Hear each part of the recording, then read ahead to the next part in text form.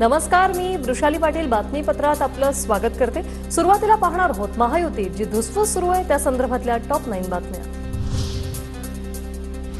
अमित शहांनी शरद पवारांवर केलेल्या टीकेवर बोलणं अजित पवारांनी पुन्हा टाळलं। माध्यमांनी विचारलेल्या प्रश्नावर अजित पवारांचं नो कमेंट्स इतकंच उत्तर। शहांच्या पवारांवरील आरोपांवर अजितदादा सावध, काहीतरी तथ्य असल्याशिवाय अमित शहा बोलणार नाही।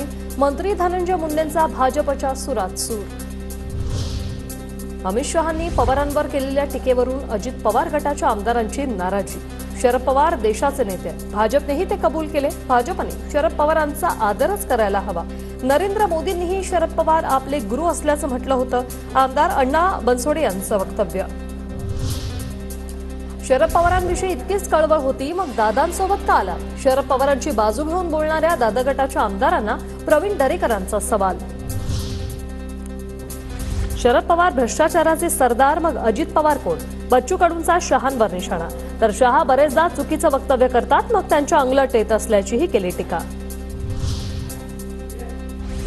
महाराष्ट्रात पवार ठाकरेंवर टीका केल्याशिवाय हेडलाईन होत नाही। मोदी सरकारनं पवारांना पद्मविभूषण देऊन सन्मान केलेला आहे, त्यांचा शहांना विसर पडलाय। सुप्रिया सुळे यांचं प्रत्युत्तर। जेव्हा मोदी सरकार होतं त्याच मोदी सरकारने आदरणीय पवार साहेबांना पद्मविभूषण गेले 6 दशक 60 वर्ष महाराष्ट्राची आणि देशाची उत्तम सेवा केल्याबद्दल। पुढील निवडणुका शिंदेंच्या नेतृत्वात होते। 15 वर्ष शिंदेच मुख्यमंत्री राहतील असं फडणवीस म्हणाले। खासदार नरेश म्हस्के यांचं वक्तव्य। भाजप महायुतीतील प्रमुख घटक पक्ष आहे आणि भाजपच्या नेतृत्वात सरकार येणार असं शहा म्हणाले।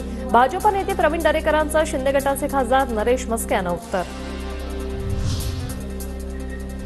मला घरी बोलवून धनंजय मुंडेंनी दम दिला होता। गोपीनाथ मुंडे यांचा पुतळा बनवू नको असं धनंजय मुंडे बोलले होते।